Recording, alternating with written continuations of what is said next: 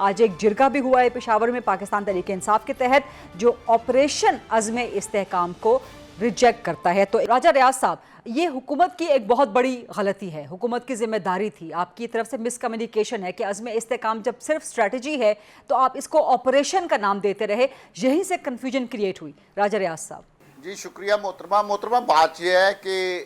یہ جو ہماری لاسٹ ایپکس کمیٹی کی میٹنگ ہوئی تھی اس میں اس کو رکھا گیا اور اس پر ڈسکشن ہوئی، اس کے بعد یہ کیبنٹ میں آیا، اب یہ اسمبلی میں آئے گا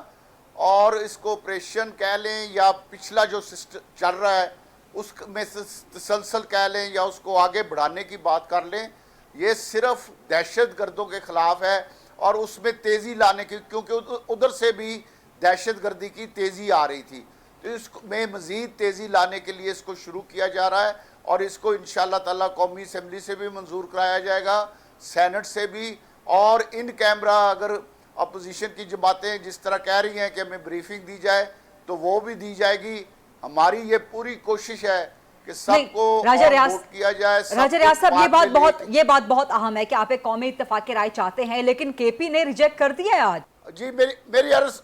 سن لے، کس جگہ یہ لکھا ہوا ہے کہ آپ ایک بس سے لوگوں کو اتاریں اور ان کے شناختی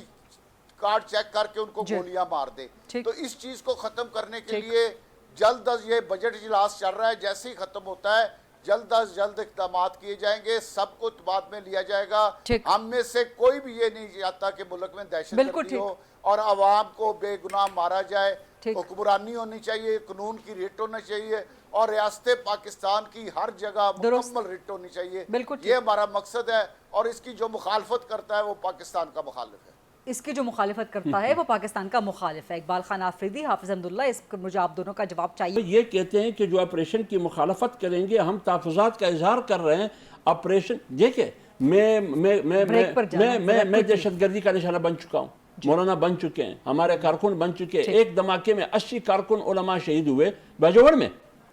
سب سے پہلے تو میں امن کا مطالبہ کر رہا ہوں، لیکن اس طرح نہیں کہ آپ کہتے ہیں پھر تو یہ ساری پارٹیاں غدار ہو گئی، یعنی 3 حصے پاکستان غدار۔ راجہ ریاض اور ان کی پشت پر جو طاقت ہے ان کو پش کر رہا ہے، ان کی حکومت کو، بس وہ حب الوطن، وہ وفادار ہو گئے، باقی سارے غدار۔ آپ کو بابا یہ وفاداری مبارک ہو، ہمیں غداری مبارک ہو۔ یہ راجہ ریاض تو مجھے ایک بات کا جواب دے، ایک بات کا صرف، کہ ہم پچھلے سیشن میں بھی ہم اے بی اے میں نے تھا، میں بھی تھا، وہاں پہ رجیم چینج ہوا اور وہاں پہ یہ اپوزیشن لیڈر بنے۔ مجھے ذرا بتائے کہ جو 16 مہینے انہوں نے اپوزیشن کا لیڈر کا کردار ادا کیا، وہاں پہ یہ ٹکٹ لینے کے مطالبے کرتے رہے اور وہاں پہ مسلم لیگ نون میں شمولیت کے ڈرامے کرتے رہے، تو مجھے تو عجیب لگ رہا ہے کہ قومی ایک نیشنل لیڈر